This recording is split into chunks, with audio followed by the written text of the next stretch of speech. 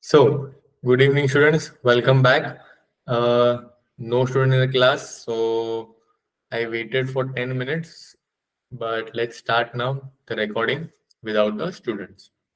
So, yeah, if you remember, last lecture we covered the topic which is common roots. So, this lecture, let us revise it. What was the common roots? If you remember this was a condition. Let me change the color here. So this was the condition for one of the common roots. Correct? This is a condition for one of the common roots, and this is a condition for both roots common. That means the quadratic equation is same.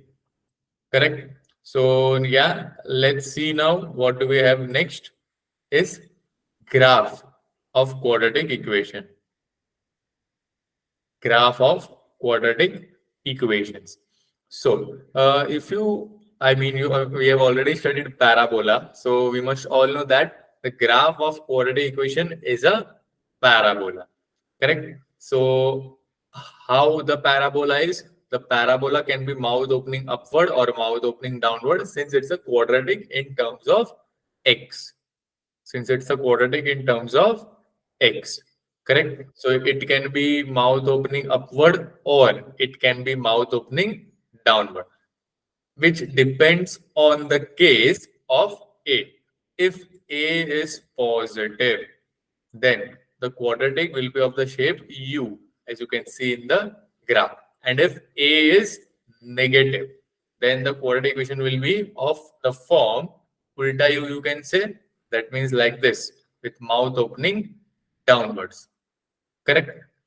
So here is the three cases for A greater than 0. First we'll see A greater than 0 and then we'll see A less than 0.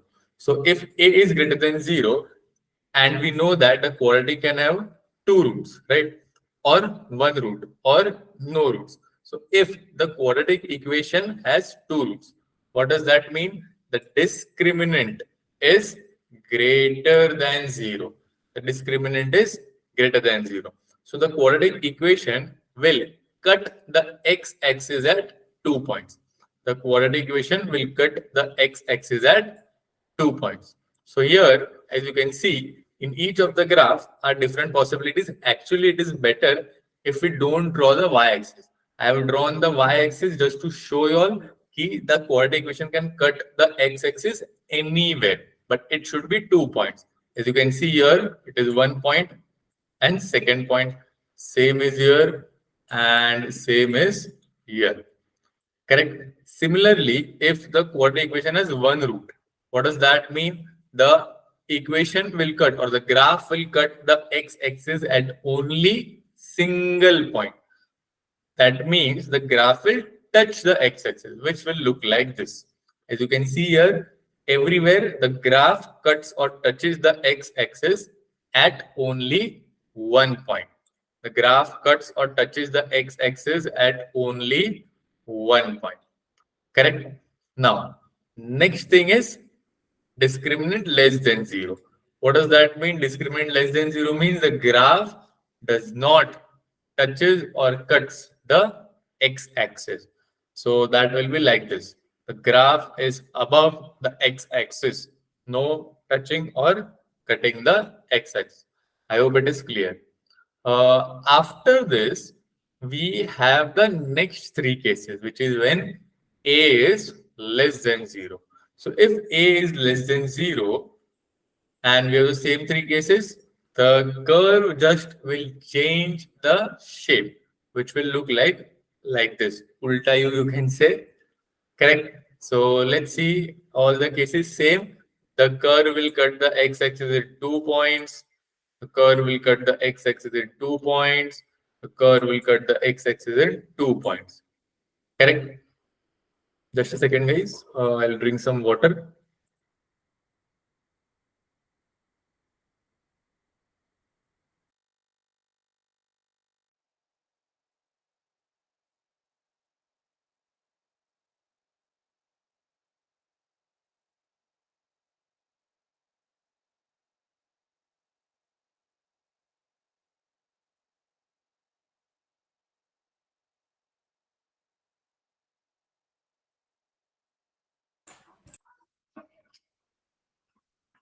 Yes. So now we have discriminant equal to 0. The curve will touch the x-axis at a point, and lastly, discriminant less than 0.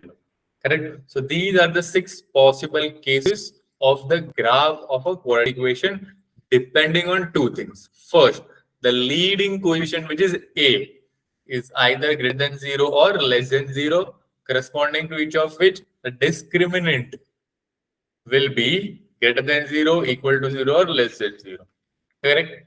Chalo. Make sure you know that the number of roots of the quadratic equation means the number of points where the graph intersects the x-axis. Correct? So let's see what we have next. Here we have location of roots. It's a very nice and very interesting, you can say, concept here, which I personally like very much from this chapter. And it's used in many parts in many other chapters, especially in calculus, you can say. So here, as you can see, location of roots means a quadratic equation will have two roots. Where are those two roots located? On the x-axis.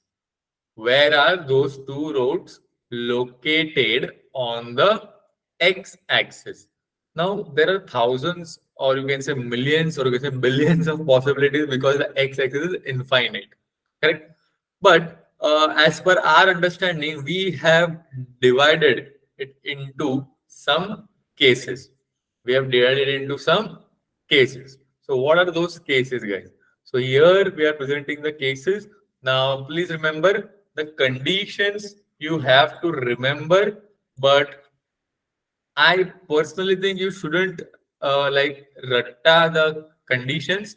What you should do is you should first logically try to make the graph, how the graph will look like. How the graph will look like, right? Whether it will be of the 6 cases that we just saw, whether it will be U or ulta U, whether it will be cutting or at 2 points or 1 point or no points. So by this, you can imagine the graph. After imagining the graph, you can think of these conditions, right? What are the conditions? The discriminant conditions, the sum of the roots and product of the roots condition, and the value of the expressions condition. So discriminant condition is very important.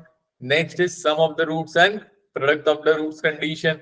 And the last is the value of the function. That means the value of the quadratic equation at some point.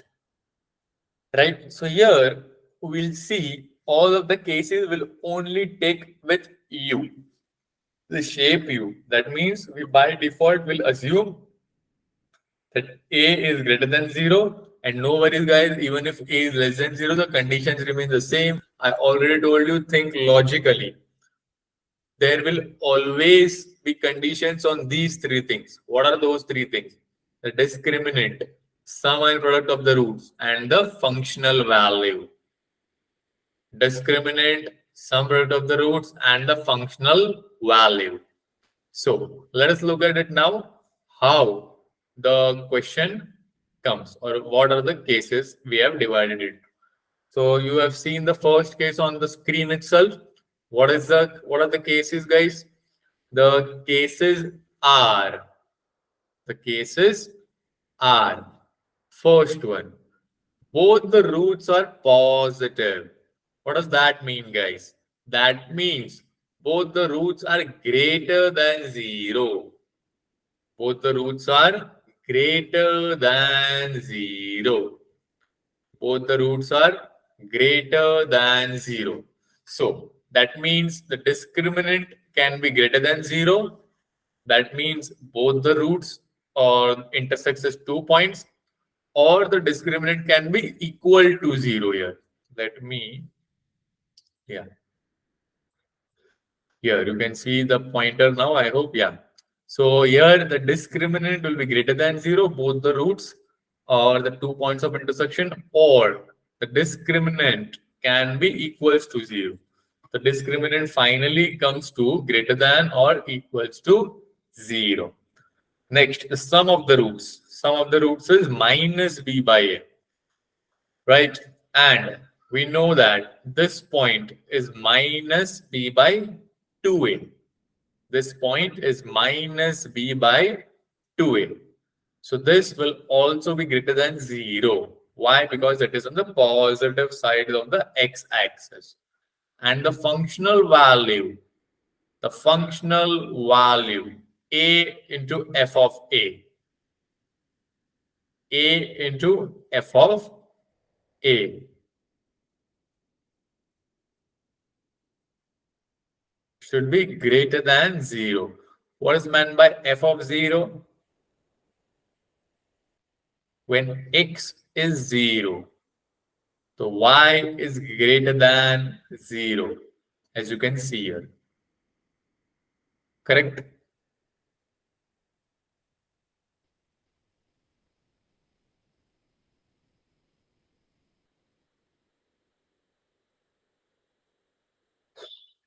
Let's see the next.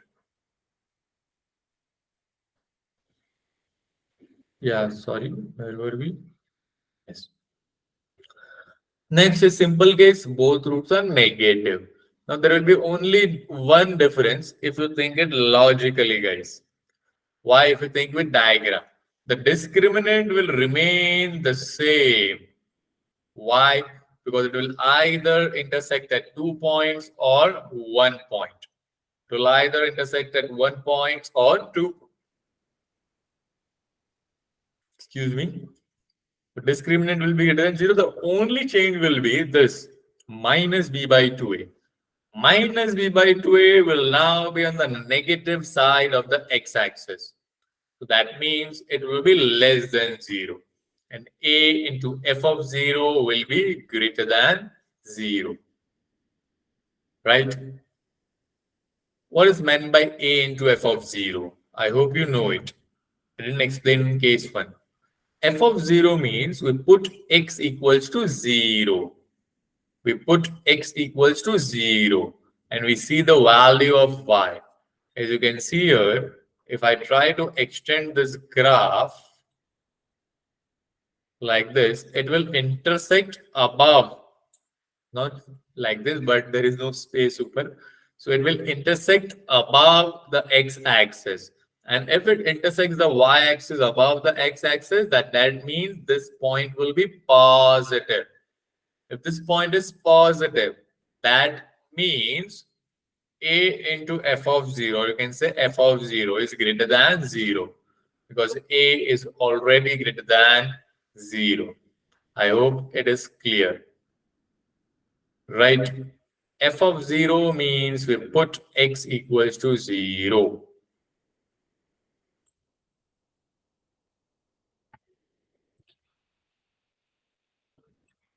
Yeah. What is case 3? Case 3 is the roots are having opposite signs. That means one of the root is on the negative x-axis and one of the roots is on the positive x-axis. Right? So here we have less than 0 also. Let's focus is greater than 0. Here the discriminant will not be equal to 0. It should always be greater than 0. Then only two roots are possible. Two roots are possible. Now the product of the roots in this case, alpha into beta will be less than 0. Why, guys? Because product of the roots is alpha into beta. Right? One is on the negative x-axis, other is on the positive x-axis. If we multiply them, then we'll get negative. We cannot comment on the sum of the roots. So either we have to use sum of the roots or product of the roots. So here we used product of the roots. The product of the roots will always be negative. And you can see here the value of the function. The value of the function at origin, this highlighted point, is below x-axis. That means it is negative. It is negative. Value of the function at x equals to 0. x equals to 0. It's negative. Correct? Let's see the next. If both roots exceeds k, that means both of the roots are greater than a specific constant value, which is k. The graph will look like this. I hope you can see this point here. Let me zoom it. This is the point k. This is the point k. I hope you can see it. Yeah, now it's better, I think. This is the point k. Now here, if both of the roots are greater than k, so these are the roots alpha and beta. Discriminant can also be equal to 0 here, as you can see on the right hand side. The sum of the roots will be greater than 2k. Please remember, the sum of the roots will be greater than 2k. Why?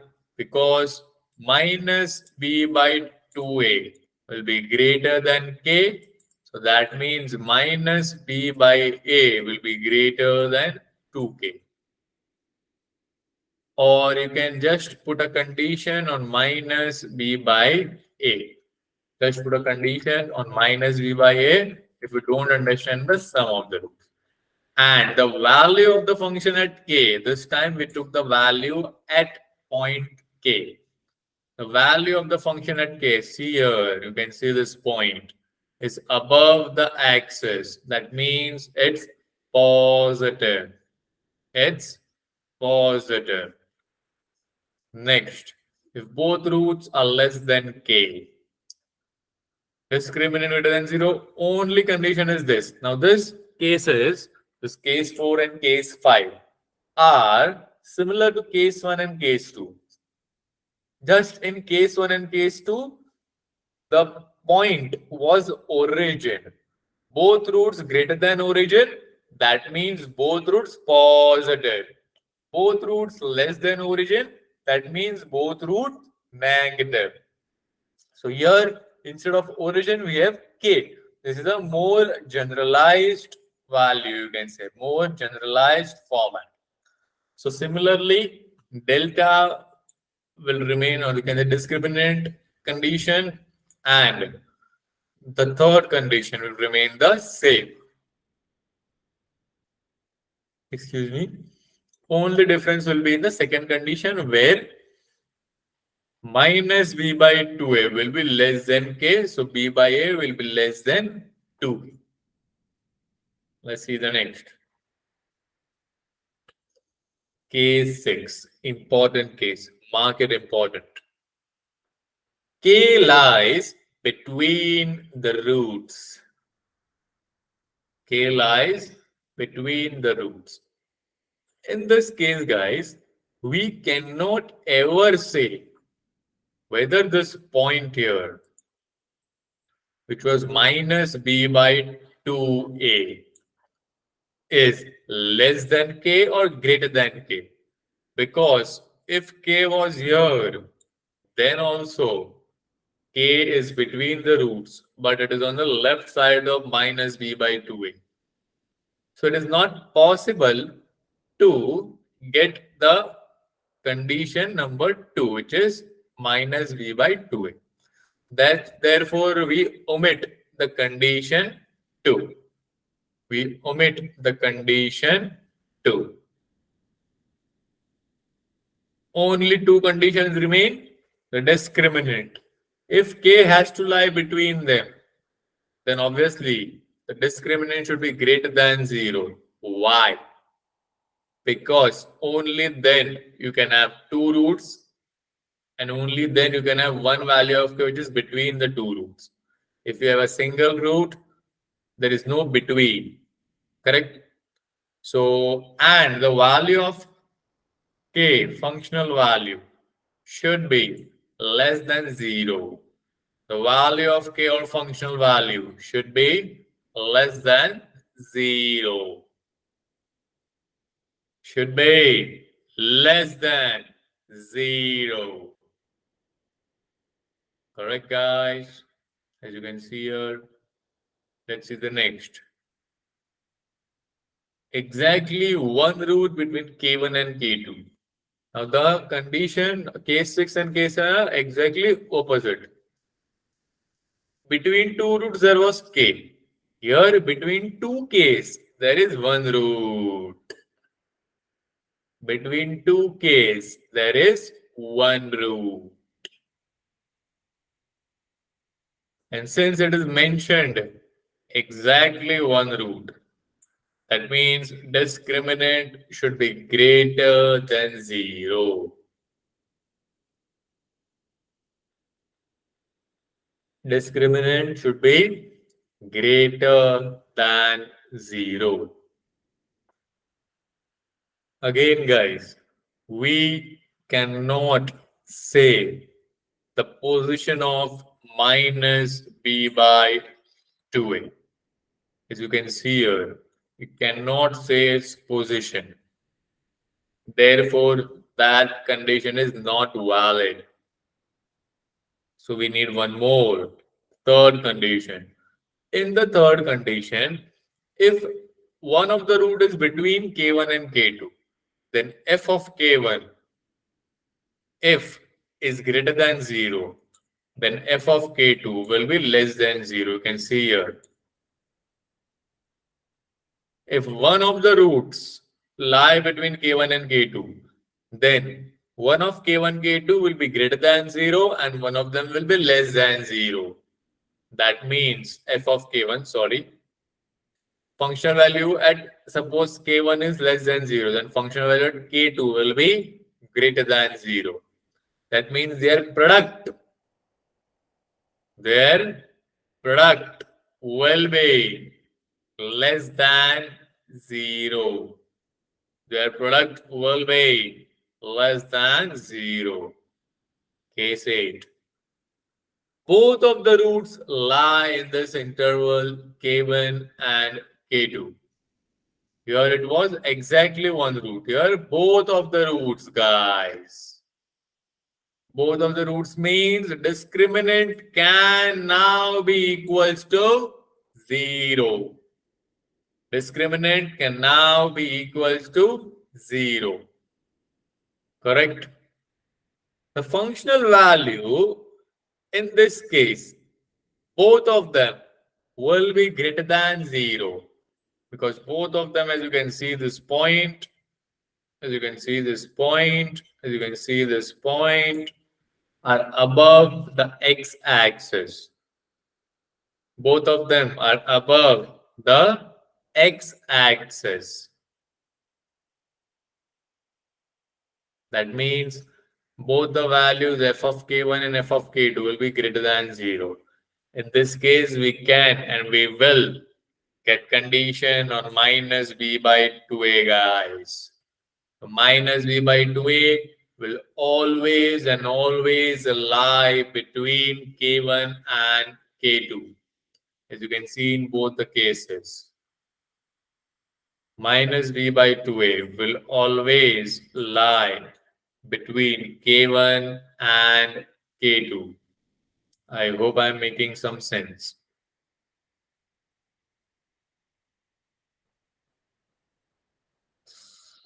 Sorry, where were we? Case 9. Case 9. K lies between the roots.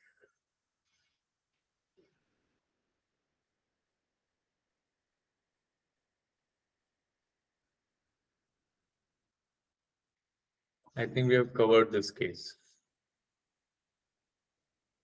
It is not K lies, it is K1 and K2 lie between the roots.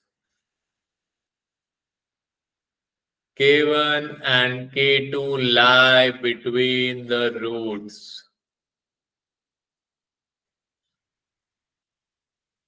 That means discriminant should be greater than 0. And both of the values f of k1 and f of k2 will be less than 0. if A is greater than 0. That means their product will be greater than 0. That can also be a condition you can make. Correct, guys? I hope it is clear. Let's see the next. Extreme values of x squared plus bx plus c.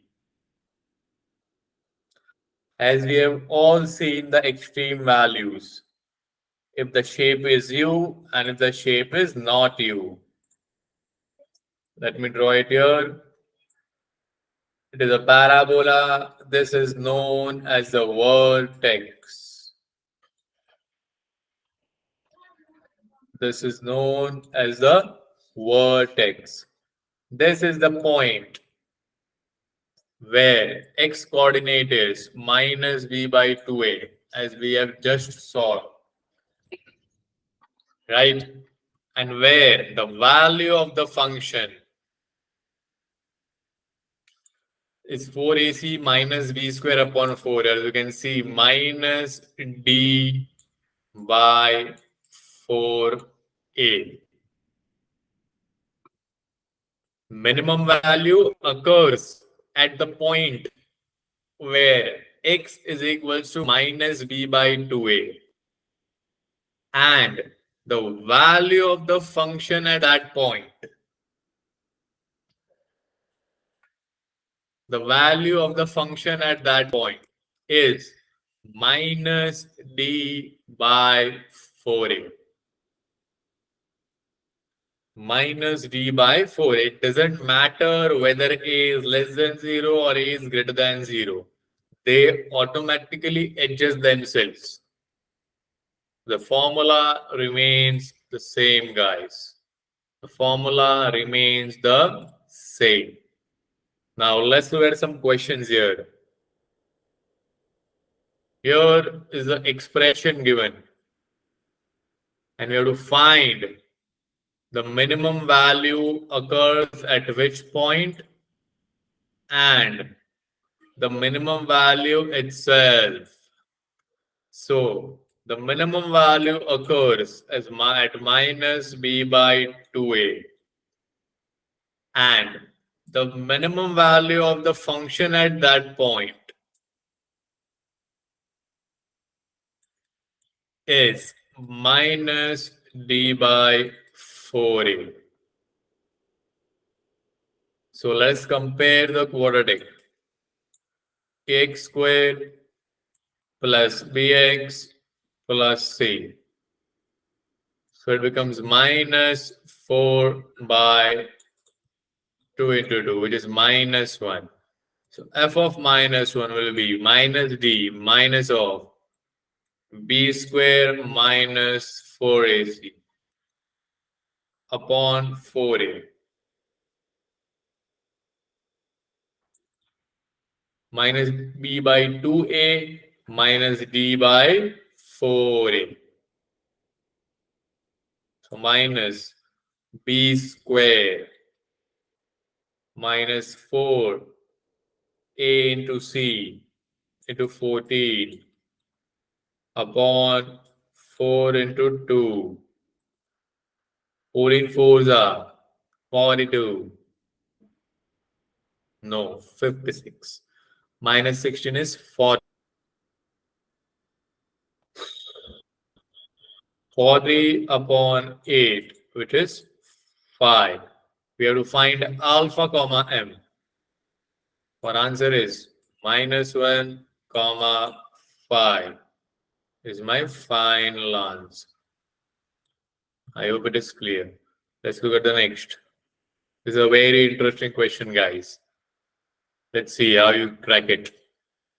It's a very nice question. Let's see how you all crack it. The roots are both positive, but b is less than 0. But b is less than 0. If Both of the roots are positive. Then sum of the roots will be greater than 0. Minus b by a will be greater than 0. That means b by a will be less than 0. And b is less than 0. That means a will have to be greater than 0, because then only this quantity will be less than 0, right?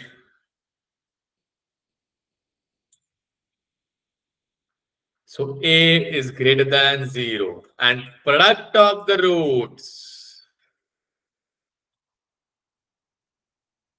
will also be greater than 0. C by a greater than 0.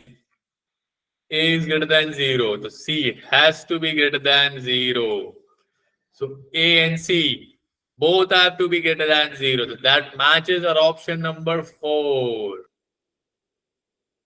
That matches the option number 4. Let's look at the next one. Again, a simple question. Oh, if P and Q are roots of the equation, then sum of the roots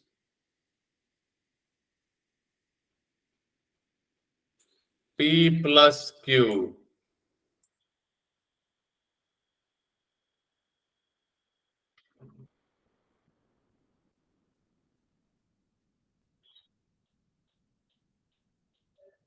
is minus P, and product of the roots is Q. From here, PQ minus Q equals to 0. That means P minus 1 into Q equals to 0. That means P equals to 1 or Q equals to 0. Let us check and satisfy this.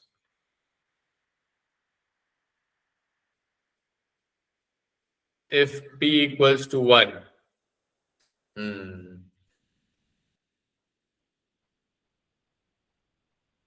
and Q equals to 0. So 1 is not possible.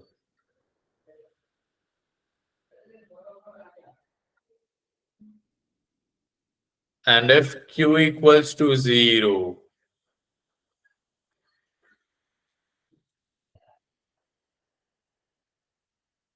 we only wanted P, so no issues.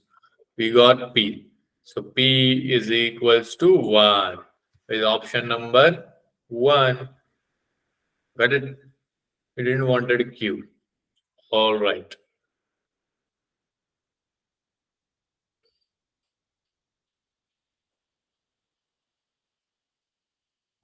1. Let's check the quadratic equation with P is 1, so x squared plus x equals to 0.